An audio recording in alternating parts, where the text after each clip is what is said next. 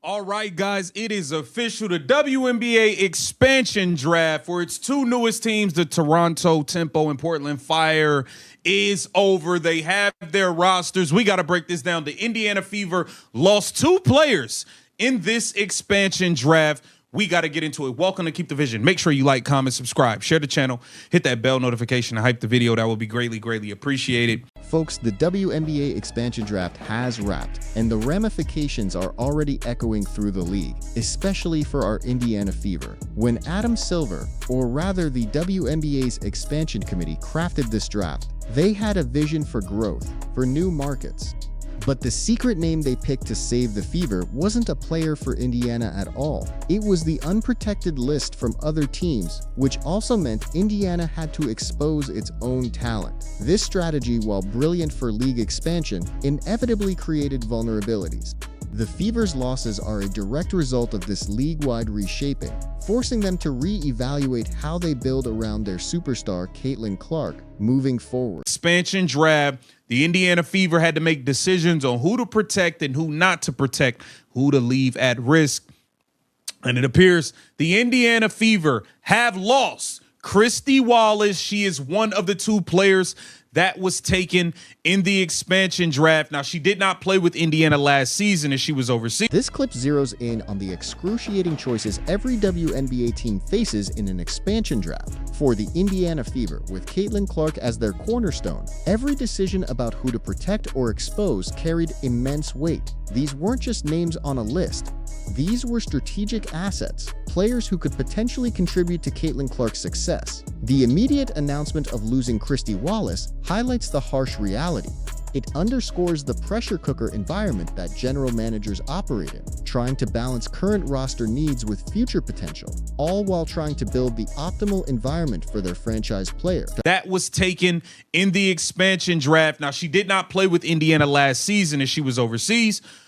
She did not elect to come over, but she still technically was a part of the Indiana Fever's roster going forward. Her rights have been taken. The loss of Christy Wallace, even as her rights were taken while she was playing overseas, represents a tangible blow to the Fever's organizational depth. While she wasn't an active player for them last season, her rights meant potential flexibility, either as a future contributor or a valuable trade asset. This situation illustrates the broader impact of expansion. Even seemingly inactive pieces hold strategic value. For a team meticulously building around Caitlin Clark, every potential option, every piece of future leverage matters. This departure, though not an immediate on-court absence, still diminishes the Fever's future flexibility and overall roster strength. Okay, and we also lost the Red Bomber, Chloe Bibby, who we all became a fan of. We thought she fit in really well with the way Caitlin Clark plays, being that pick and pop four that could be a corner spot up shooter, could really space the floor. This is the critical moment for the Indiana Fever, the loss of Chloe Bibby, truly the perfect teammate for Caitlin Clark. The description of her as a pick and pop four, a corner spot up shooter who could really space the floor, perfectly encapsulates her value. Caitlin Clark thrives on open lanes and reliable perimeter threats, and Bibby provided exactly that. Her skill set was tailor-made to complement Clark's dynamic playmaking and scoring. This isn't just about losing a player. It's about losing a vital strategic piece that would have unlocked so much for the Fever's offense and for Clark's ability to shine. He dealt with injuries, as everyone pretty much did on this Indiana Fever team last season that was completely riddled and destroyed due to injuries. So it looks like Chloe Bibby has been taken, and I believe she was taken by the Toronto Tempo. Chloe Bibby's injury-riddled season, mirroring much of the Fever's roster last year, adds a layer of unfortunate context to her departure. While her value to Caitlin Clark's system was undeniable, it raises the question of whether her injury history played a role in the Fever's protection decisions. Did they gamble, hoping her health concerns would deter expansion teams, only to lose a crucial piece? This highlights the difficult risk assessment involved. Even if initially reported as going to Toronto, the fact remains, her talent, despite injuries, was coveted enough to be snatched away, leaving a void for the Fever. And we are going to get into all of that, man. Look, Indiana Fever, this is done. Y'all got to make the right decisions now.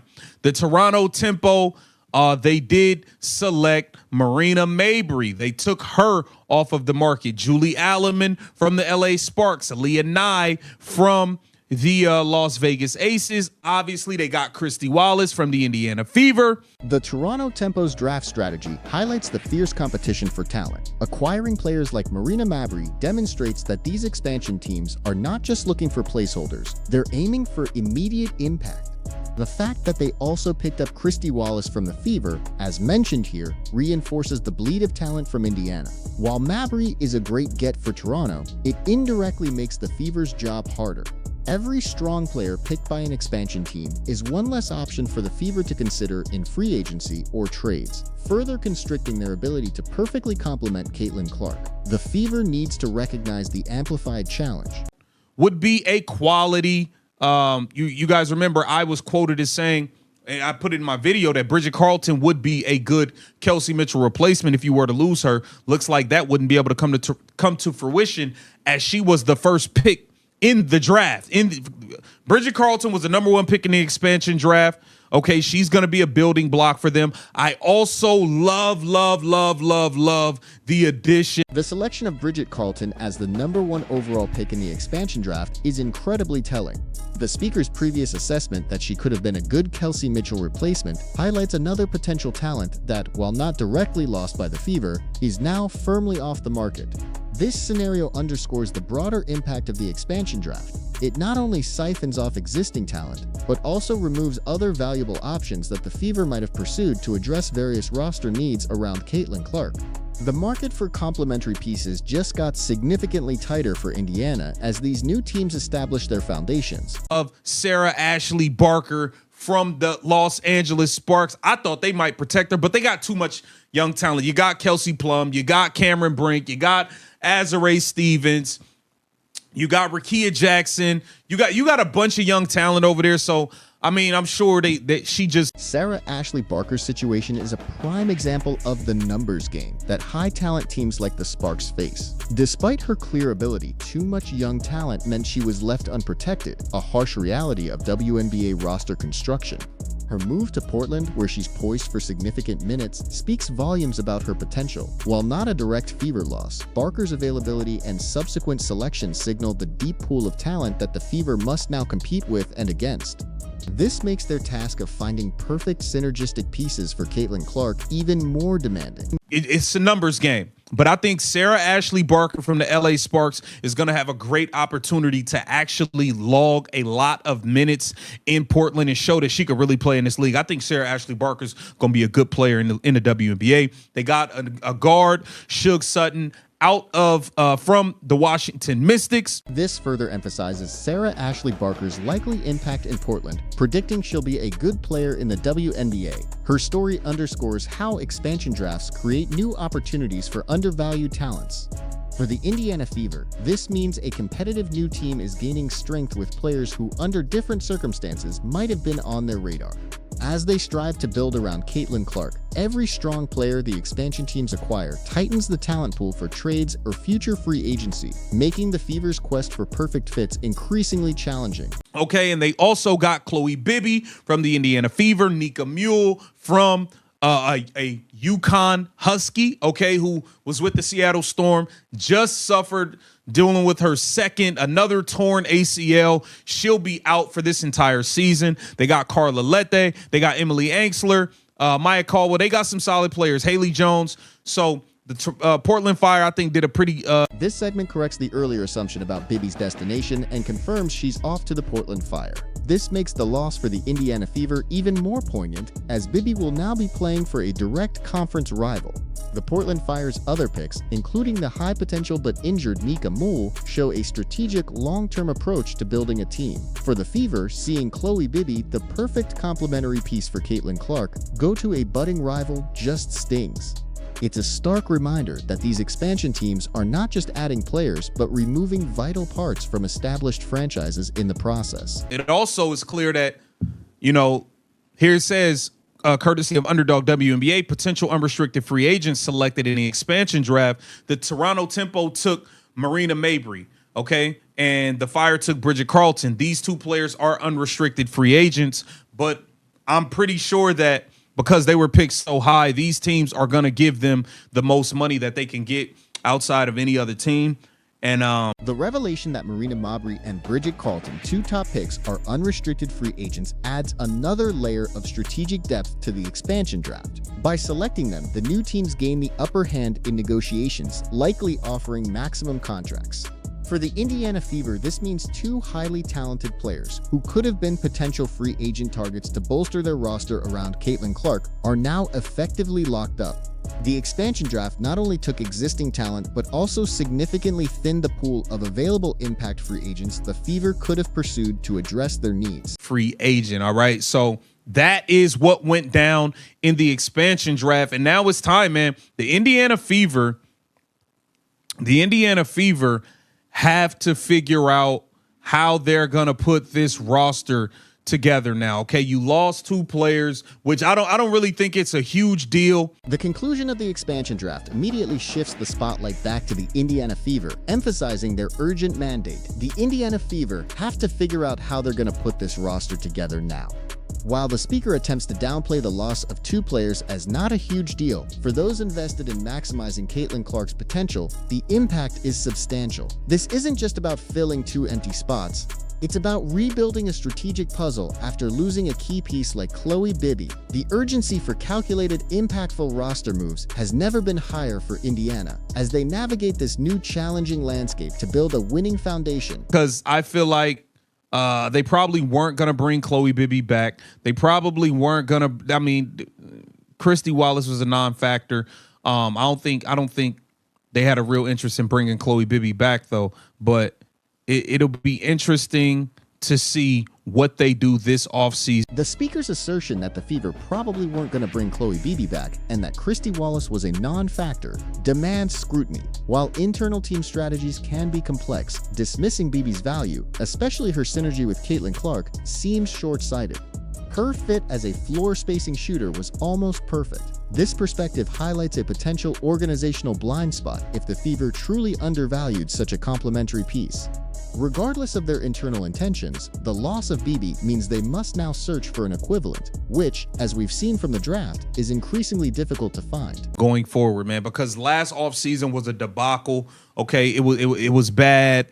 The way they put the roster together, going and getting people who are talking about winning MVP like Natasha Howard and just stuff like that. It was ridiculous, man. Last season was absolutely ridiculous, and it cannot happen again. What happened last year? This segment provides a critical historical context, the debacle of the Fever's last offseason. The harsh critique of roster construction, specifically targeting acquisitions like Natasha Howard, who were perhaps more focused on individual accolades than team cohesion, reveals a systemic issue. This past failure amplifies the significance of losing a player like Chloe Bibby. The Fever must learn from these mistakes. Building around Caitlin Clark demands a fundamentally different approach, prioritizing fit, unselfishness, and strategic alignment over individual star power. What happened last year cannot happen again is an imperative for their success moving forward. Under any circumstance, can we deal with that again? That was ridiculous. DeWanna Bonner taking money. And a lot of this falls on Stephanie White because you went back and got people that you felt like you had relationships with, that you trust, and all of this stuff, and people that played for you before. This commentary directly implicates Stephanie White, suggesting that past roster decisions were influenced by personal relationships rather than objective strategic fit. This is a crucial point regarding organizational philosophy. While trust and familiarity are important, building a championship contender around a generational talent like Caitlin Clark requires prioritizing on-court synergy above all else. Losing a perfect fit like Chloe Bibby makes these past errors even more glaring. The Fever cannot afford to let sentimentality or past connections dictate future roster moves when the goal is to maximize Clark's revolutionary impact and establish a winning culture. I just don't think that you did it right last offseason. And we got to get people in here that want to fit into the Caitlin Clark system and style of play. We need to get rid of get rid of, let Natasha Howard go. Let Bree Turner go. Like, let them go on about their business. Let Sydney Colson go. This powerful statement is a direct call to action for the Fever. They gotta get people in here that want to fit into the Caitlin Clark system and style of play. This directly contrasts with the loss of Chloe Bibby, who embodied that ideal fit. The speaker's explicit mention of players like Natasha Howard, Bree Turner, and Sydney Colson, who need to be moved on, underscores the necessity of a complete overhaul. Building a winning team around Clark means ruthlessly shedding pieces that don't enhance her unique abilities, ensuring every roster spot is occupied by a player dedicated to complementing her game. Maybe she'll be an assistant coach or something, but as far as playing, let her go. Ari McDonald, let her go. She's always hurt. Odyssey Sims, let her go. Like, it's time to rebuild this thing up right. With the right pieces around Caitlin Clark and Aaliyah Boston. And there's a big decision. The speaker's unwavering commitment to rebuild this thing up right, with the right pieces around Caitlin Clark and Aaliyah Boston, is the guiding principle for the Fever's future. This involves tough decisions like moving on from Ari McDonald and Odyssey Sims. Every single roster move from here on out must be evaluated through the lens of how it elevates their superstar duo. The expansion draft's impact, particularly the loss of Chloe Bibby, makes this rebuilding task even more urgent and challenging, necessitating meticulous scouting and strategic acquisition to ensure Clark and Boston have the optimal support to be made on Kelsey Mitchell. And I don't know what the Indiana Fever are going to do about it, but it's a big decision to be made on Kelsey Mitchell. The big decision regarding Kelsey Mitchell is arguably one of the most pivotal choices facing the Fever. While Mitchell is undoubtedly a talented scorer, her fit within a Clark-centric offense has been a topic of much debate. The unfortunate loss of Chloe Bibby, a natural floor spacer and complementary shooter, only intensifies this dilemma. Does Indiana prioritize Mitchell's individual scoring prowess, or do they seek to trade her for assets that better align with Caitlin Clark's playmaking style and the overall offensive scheme? This high-stakes decision will define the Fever's strategic direction in the Caitlin Clark era.